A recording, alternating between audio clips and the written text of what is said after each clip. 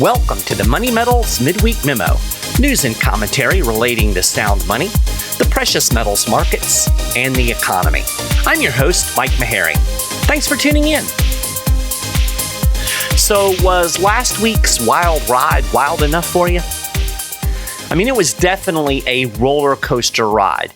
And when the cars finally came to a stop on Friday afternoon, after whipsawing through a storm of volatility, uncertainty, ups and downs, gold was the last safe haven standing. And while it seems like maybe the stock market has settled a little bit, still a lot of volatility out there, but definitely more settled than it was last week, we're still seeing gold reaching new record highs. In fact, we had a new record high this morning, and as I sat down to record this podcast, gold was well over $3,300 an ounce. I think it was trading at like $3,323 for the spot price. And according to all of the analysis that's out there, the new rally, the new record is being driven by more safe haven buying. Gold is the port of safety in this volatile economic and market storm. So what I want to do to kind of start off the show is I want to walk through kind of what happened last week and show how gold performed in an environment of extreme market volatility, a lot of uncertainty, a lot of doom and gloom. And it held up really well. So spot gold opened the week just below $3,040 an ounce. And then we saw this massive stock market sell-off on Monday with the announcement of tariffs, and the yellow metal plunged to below $3,000 an ounce. It actually tested $2,950, and that's as low as it would go. On Tuesday, gold stabilized, and it kind of traded in a range between $2,980 and $3,017.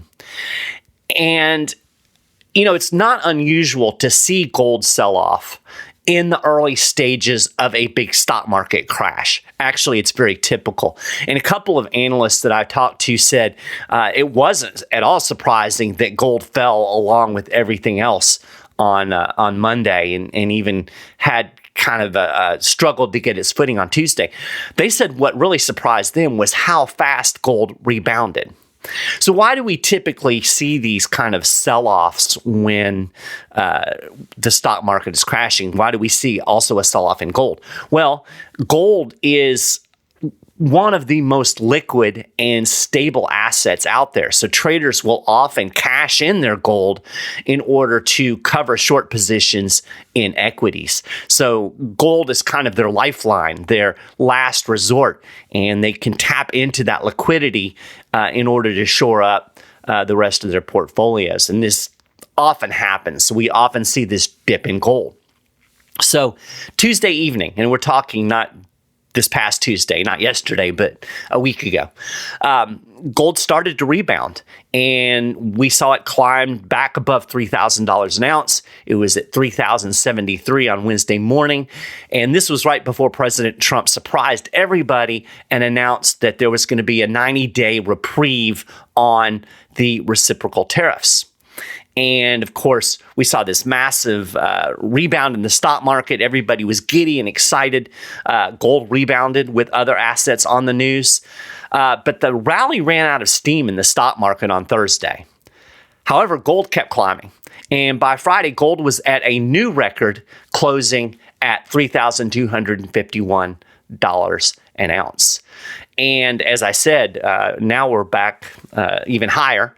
We're at 3,300 over that. So gold continues to kind of be the go-to. It is the lifeline. It is the safe haven in what is still a very volatile situation. It seems like there's some negotiating going on. Again, we had the reprieve on tariffs. So I think there's some kind of easing of tensions in terms of the trade war. However, Still so much uncertainty, and I talked a little bit last week on the show about regime uncertainty, and markets don't like uncertainty.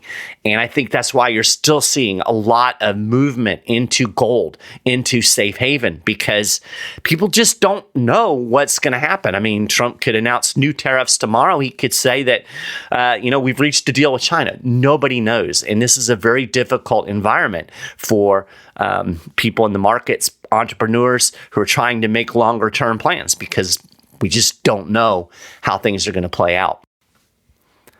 Now, what I think is really interesting is even as gold was really proving its mettle, pun kind of intended, as a safe haven, other safe haven assets did not fare as well last week.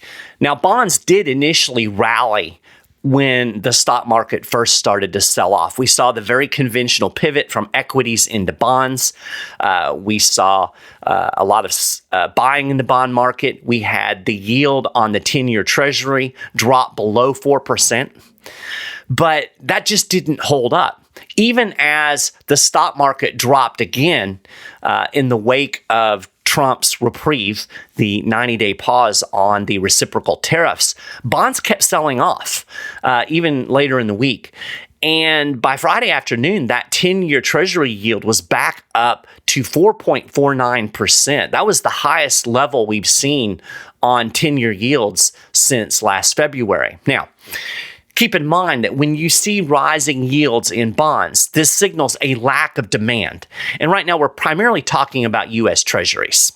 And the fact that people are selling U.S. Treasuries, that there's not demand for what is typically a safe haven play, that's really bad news for a government depending on borrowing to maintain its high spending ways. The U.S. government does not want to see bond yields going up. Ideally, it would like to see them going down so it can borrow at lower costs. But that's not at all what happened. So to me, this was a very unusual dynamic last week where we actually saw equities selling off and bonds selling off at the same time.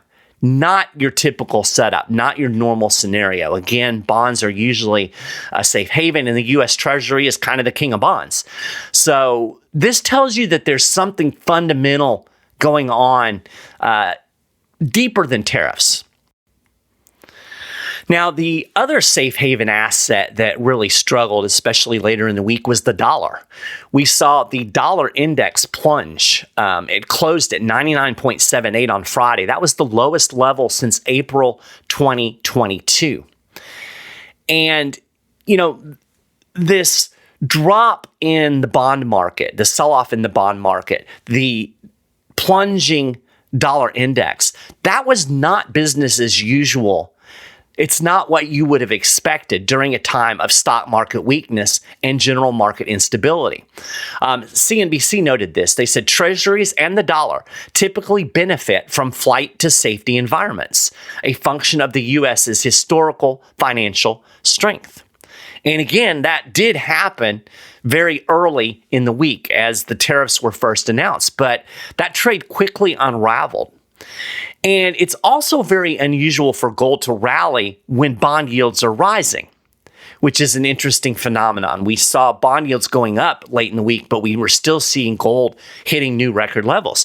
This underscores the fundamental strength of gold in the current market environment. And I would be remiss if I also didn't mention silver. Silver has also rallied along with gold, as you would expect. Now, we still have an extremely wide gold to silver ratio, which tells us that silver is still historically underpriced compared to gold. But the other day, it did dip, at least briefly, below 100 to 1. But silver is rallying as well. And it is going to be much more sensitive to the volatility inherent in a trade war because there's a lot of questions about how it's going to impact the economy. Silver demand depends a lot on industrial demand, and of course that's going to drop off during a recession. So there's a lot of volatility packed backed into silver, but silver is fundamentally a monetary metal. It still tends to track with gold over time. And as I've said over and over again, if we look at history, historically, silver has outperformed gold in a gold bull market. It just takes longer. We usually see silver catch up at the back end of the rally. So, kind of wanted to cover what a couple of the market analysts out there in the mainstream were saying, because I think it kind of helps give you a picture of what is going on. We have Bannockburn market strategist Mark Chandler. He called the bond sell-off, quote, severe. And this was in an interview with Yahoo Finance. And he said that we could be seeing a brewing sell America trade. And he's not the only person that said this. Brian London, who writes over at moneymetals.com/news, did a really good article about the Sell America trade. I'll link to that in the show notes page. Chandler went on and he said, people are concerned that maybe we're seeing a capital strike against the U.S. where large pools of capital are selling U.S. assets and taking their money home. So in other words, what he's getting at here is backlash against the trade war. They're like, okay, if we can't have any, stability here with the U.S. and the U.S. markets, maybe we should just pack our bags and go home. Deutsche Bank strategist George Saravelos also worried out loud about the trajectory of the dollar. He said, quote, the market is reassessing the structural attractiveness of the dollar as the world's global reserve currency and is undergoing a process of rapid de-dollarization. Nowhere is this more evident than in the continued and combined collapse in the currency and U.S. bond market as this week comes to a close. So that was last Friday. And, we've been talking about de-dollarization a lot on the show. It's an ongoing process. It accelerated when the West aggressively used the dollar kind of as a weapon against Russia after the invasion of Ukraine. They used it as a foreign policy tool. They froze Russian assets. They imposed heavy sanctions. They locked Russia out of the SWIFT payment system. And a lot of other countries sat up and take notice. They're saying, look, can we trust the United States? Can we hold these dollars and know that our assets are safe? And the answer is clearly no if you happen to run afoul of U.S. foreign policy. And as I've said before, I'm not defending Russia in any way, shape, or form or their actions. I'm not even saying that sanctions were necessarily the wrong move. I'm just saying that there are consequences to any policy, and de-dollarization undoubtedly accelerated with the aggressiveness of the U.S. and the West using the dollar as a weapon. And we're continuing to see this de-dollarization. And now a lot of countries, especially those who are wary of the U.S. already, have yet another reason to be concerned. Will the U.S. lower the tariff hammer on them? So that's kind of what this Deutsche Bank strategist is getting at when he's talking about this reassessment of the structural attractiveness of the dollar. And as we've talked about before on the show, this is extremely significant because the United States depends on demand for dollars and demand for treasuries out there in the global marketplace in order to prop up the federal government's borrowing and spending. It needs those dollars out there because it has to create dollars. It has to create inflation. And the world's use of dollars, its position as the reserve currency, really allows the U.S. government to create more dollars than it otherwise could. So this de-dollarization is a big concern for the U.S. Just something to keep in mind. Minneapolis Federal Reserve Bank President Neil Kashkari noted that a falling dollar in the midst of a trade war was not expected. So this is another thing that is kind of an anomaly in this situation. Everybody kind of anticipated that one thing that a trade war would do, it would strengthen the dollar. Didn't happen. And Kashkari said, normally when you see big tariff increases, I would have expected the dollar to go up. The fact that the dollar is going down at the same time, I think lends some more credibility to the story of investor preferences changing. Again, people kind of spurning U.S. Treasuries, spurning the dollar, saying this isn't a safe haven. This isn't where we want to be. We don't want to be exposed to these assets. So what are these analysts saying about gold? Well, Chandler said to the moon. Quote, many are talking about the capital strike against the U.S. and the demise of the greenback. Market turmoil and sharp drop in the dollar offsets the higher rates and drives the yellow metal to record levels. He said it's hard to talk about resistance, but the next target may be 3,300, we're there, and 3,500 in the slightly longer term. Adrian Day of Adrian Day Asset Management, he's agreed with this kind of bullish sentiment. And he said he thinks that the trajectory of the yellow metal will continue upward. Quote, the latest pullback, like all the other recent pullbacks, was very short-lived. And again, I think that's an interesting thing to note. The fact that gold rallied back so quickly, normally it takes a few days. He said it was short-lived. Gold clearly has momentum with many buyers in the wings.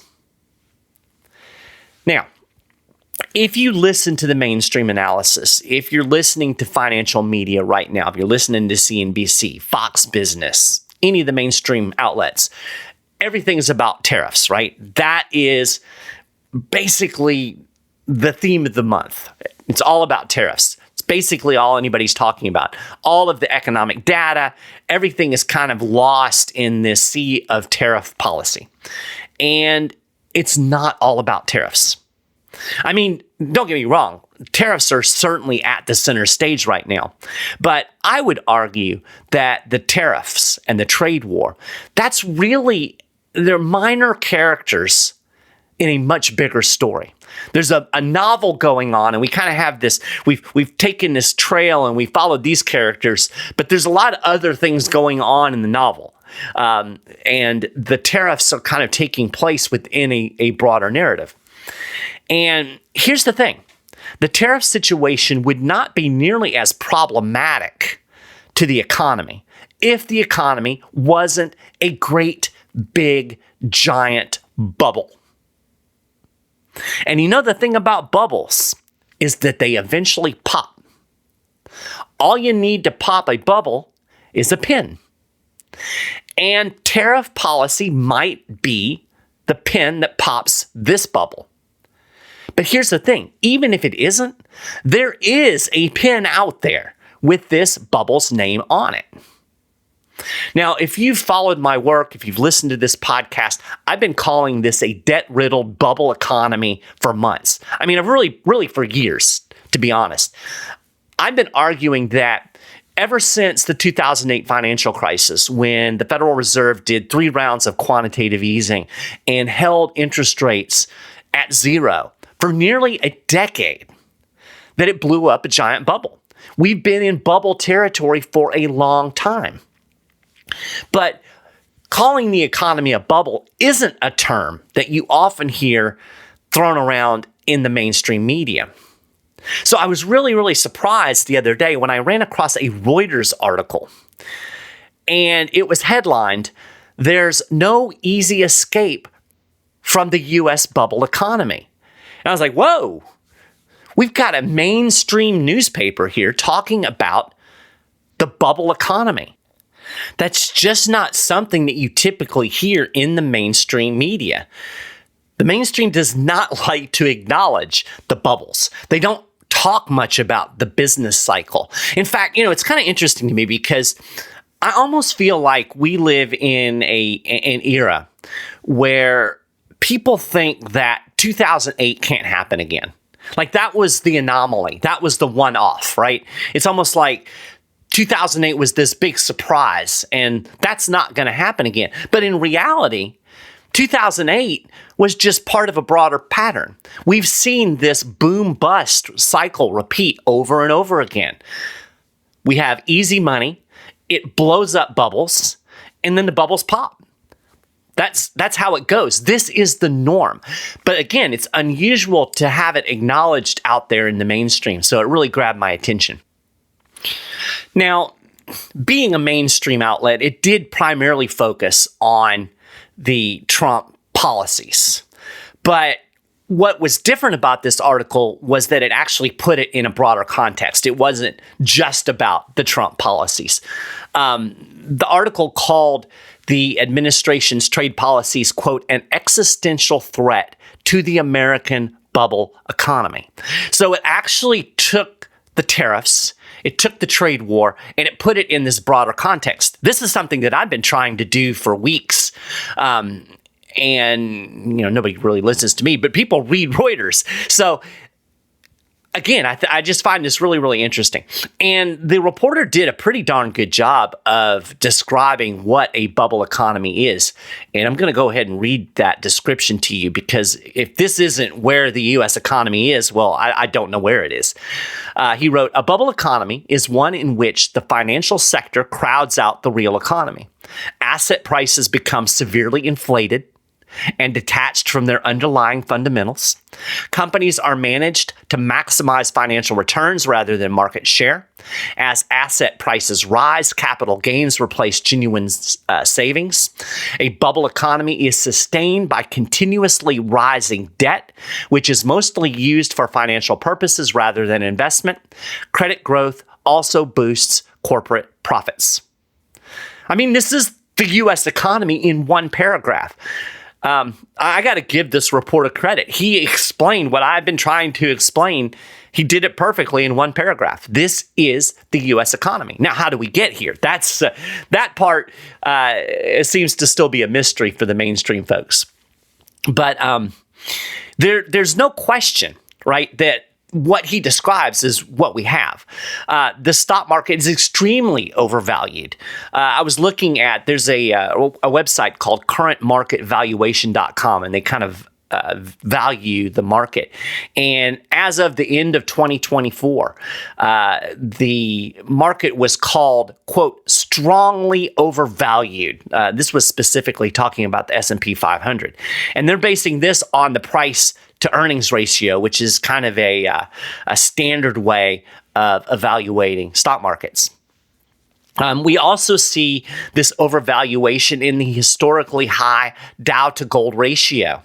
And this just describes how much gold it would take to, quote unquote, buy the U.S. stock market. It's historically high right now. This is another indication of overvaluation. I wrote an article about the Dow to gold ratio last week, and I will link to it on the show notes page if you want to get a little more insight into the nuances of that particular ratio. But for our purposes here, it's just important to understand that that ratio is very wide, and that is indicating an overvalued stock market. And when it gets wide and starts to break down, as it has in recent weeks, that typically either indicates an oncoming stock market crash or tells us that we're in the midst of one.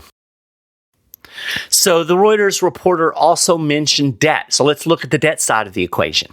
When we do, we find that government, consumer, and corporate debt are all at record levels. Last year, total U.S. debt, that's private, public, and financial, exceeded $100 trillion. That represents more than 3 times the U.S. national income. American consumers are buried under record credit card debt at a time when credit card interest rates are still over 28%. The federal government buried up to its eyeballs in debt and doesn't really seem inclined to do anything to get it under control other than talk about it. A little side note that I think is interesting as we're talking about the broader economic situation that we're in. The U.S. government ran the second largest 6-month budget deficit in history through the first half of fiscal 2025. The March budget shortfall was $160.53 billion, which has been pretty typical. That's been a typical month-on-month budget shortfall. And that pushed the total budget deficit through the first half of the fiscal year to $1.31 trillion. And that's according to the latest Treasury Department statement.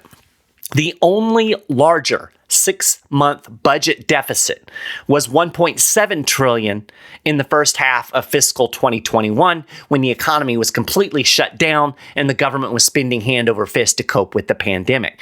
We're almost at that level now. And I hate to tell you this, but you can't just blame it all on Biden. Despite all of the headlines about Doge, spending was up $139 billion through the first 3 months of 2025 compared to the same period last year. So borrowing over that period, $41 billion higher. So all of this to say, we have this huge debt bubble, which makes up one part of what I think is best described as the everything bubble. The entire economy is a giant bubble, and even Reuters acknowledges it. And, we see the bubble in the foundation of the economy as well. Reuters pointed out that the contribution of the financial and insurance sector to GDP growth has doubled since 1945, even as manufacturing has declined by more than half. So make no mistake, bubbles benefit a lot of people, especially those in the financial sector, right? If you are heavily into stocks, nothing better than a stock market bubble. The problem with bubbles is they're not sustainable. As the Reuters article succinctly put it, the bubble economy is inherently fragile. And it's interesting because one of the themes in this article is that Trump is maybe trying to pop the financial bubble on purpose. The reporter wrote, neither Trump nor his economic advisors explicitly acknowledge that they are trying to pop the bubble economy, but that's what their actions amount to. So the idea that is being floated here is that the administration wants to flip the script and bring prosperity to Main Street. As macro strategy partnership analyst Julian Guerin put it on a recent note, if Trump is serious about unwinding the long-running squeeze on blue-collar workers, this means unwinding decades of policies that have been super friendly to financial capital. So I don't know whether this is true. I don't know whether this is intentional or not. I'll be honest, I have a hard time getting a handle on what the Trump administration is trying to do, because so much of his motivation to me seems to be pragmatic, not really principled. And so he's got reasons for what he's doing, but it's hard for me sitting here in this chair to really figure out what it is. But whether this is an intentional popping of the economic bubble or not, a lot of people are worried about the air coming out. And according to a recent survey of more than 300 CEOs, over 60% said they expect a recession or an economic downturn within the next 6 months. And meanwhile, we have the Atlanta Fed GDP Now forecast still calling for a contraction in the economy for Q1 of minus 2.4%. So, historically, we've defined a recession as back-to-back contractions in GDP. We may be getting our first contraction in Q1 of this year. That's what everybody's kind of predicting. Now, here's the thing. I mentioned this before. This Reuters report did a really good job of explaining the bubble economy and why it's a problem. It makes the case that it exists, but it didn't answer the key question. How did the bubble inflate to begin with? I mean, it's almost like we've acknowledged that there's this economic bubble, but nobody's thought about where did the air come from, right? Reuters does mention that capital inflows from foreign countries have helped finance U.S. debt. And it notes that the U.S.'s privilege of issuing the world reserve currency helps keep the bubble inflated, and that is true. And that is kind of keeping with the tariff theme. But it never mentions the key player in bubble formation, and that is the central bank, the Federal Reserve. The central bank pumps air into the bubble economy in the form of easy money. It is the pump. The Federal Reserve is the engine that drives a bubble economy. It drives the business cycle. It drives the booms and busts. And simply put, without the Federal Reserve money creation, there would be no bubble. So how does it work? Well, the Federal Reserve injects money into the economy directly through quantitative easing. So what it's doing in that case is it buys bonds, it buys U.S. Treasuries, it buys mortgage-backed securities on the open market, creates artificial demand for those financial assets. It buys those with money created out of thin air. It holds them on its balance sheet, and it injects it injects the money into the financial system through the banks. So it is literally creating money out of thin air when it is running quantitative easing. It indirectly creates money by keeping interest rates artificially low, which incentivizes debt, right? If interest rates are lower, people are more prone to borrow. This is supposed to stimulate the economy. Remember, we did this for well over a decade, and this is by definition inflation. And this inflation of the money supply is what blows up the bubbles. When we talk about inflation, most people immediately think of rising consumer prices. In fact, those two words have become synonymous now. Inflation is just rising prices. But inflation typically manifests in the financial sector first. It blows up asset bubbles. It blows up stock market bubbles, real estate bubbles, art bubbles. Any other financial asset sector can be blown up by this easy money. And I mentioned that when the Fed injects the money into the system, it goes into the banking system first. So they're the first holders. The banks are the ones that really benefit from all of this money creation. And so what they do with it and the policy surrounding the economy at the time will kind of dictate where that money flows. After the 2008 financial crisis, most of it stayed in the financial system. But after the pandemic, we saw it bleed over into consumer prices, right? The easy money era of the Great Recession, we saw these asset bubbles blow up. And it's interesting. You go back to 2012, 2013, 2014, stock markets started to really blow up. Real estate prices started coming up. There was a big art bubble in that period. So we saw this happening. And it wasn't until the easy money doubled down during the pandemic where we really saw the inflation spill over into consumer prices. But just consider the amount of inflation the Fed has created since the 2008 financial crisis. It pumped over $9 trillion into the economy just through quantitative easing. And then on top of that, suppressed interest rates for well over a decade.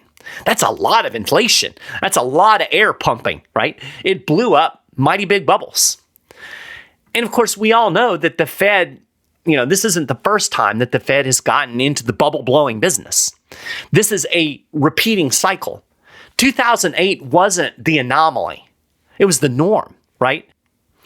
The Federal Reserve pumped up the dot-com bubble in the 90s. It pumped up a real estate bubble in the O's. What happened to those bubbles? They popped. And in the wake of the 2008 financial crisis, the Fed went to work again, reinflating the bubble. The air started to come out in 2018. And I really think that this is an oft-missed important part of our monetary policy history, 2018, right? In 2017, the central bank started to half-heartedly try to normalize monetary policy. It started raising interest rates. It started rolling some of the assets off of its balance sheet. And you might remember that the stock market crashed in the fall of 2018 as this monetary tightening was going on. And what did the central bank do? It cut interest rates and relaunched quantitative easing. It rushed in on its white horse to try to save the markets and save the economy. The economy was on its way to a collapse in 2018. Now, keep in mind, this was before COVID-19 reared its ugly head. So we had all of this going on, and then the pandemic started. The pandemic gave the Fed an excuse to double down on easy money and blow the bubble back up to epic proportions. I really think that the pandemic, in a sense, saved the Federal Reserve's bacon.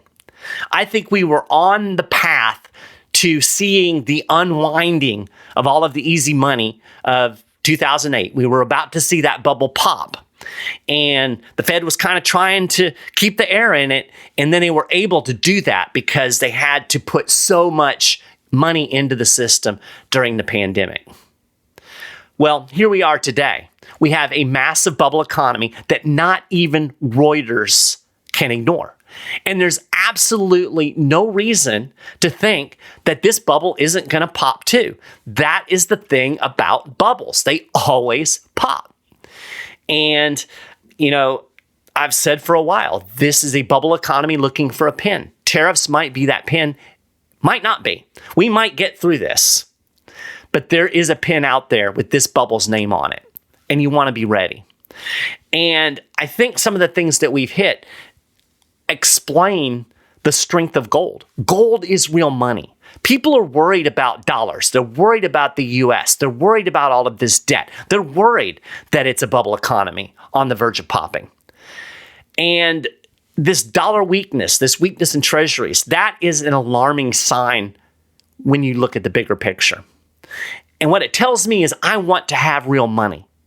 I want real money in my wallet, not Federal Reserve notes that are going to devalue, that the world is increasingly, throwing up their hands and saying, don't want it. I want to have real money. This is a great time to call Money Metals, talk to a precious metals specialist, 800-800-1865, 800-800-1865, and talk to them today. They can help you figure out how precious metals can fit into your investment strategy, into your portfolio, how you can preserve your wealth.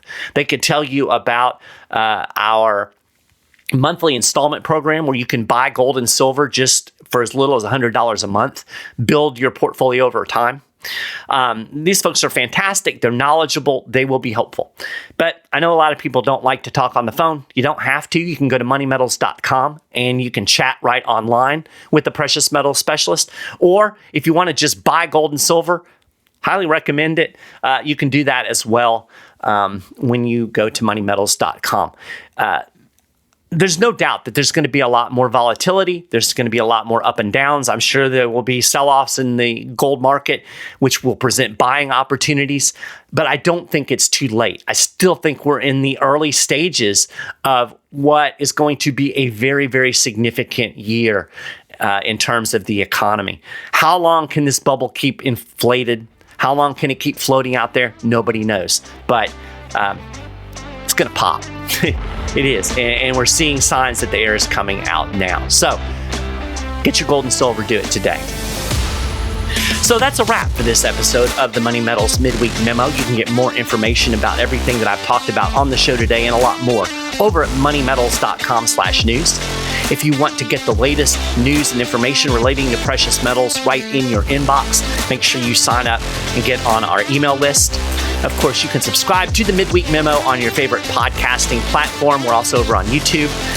Make sure when you do, you also tune into our Market Wrap podcast every Friday, where you'll get a quick overview of the week in precious metals, along with conversations between yours truly and interesting people from the world of gold, silver, economics, and investing. Thank you so much for listening to the show. I really appreciate it. If you like it, please go wherever you're listening and leave positive comments. Crush those like buttons. It helps us spread the word about the show. I hope you have a fantastic rest of your week, and I will be right here behind this microphone again next week.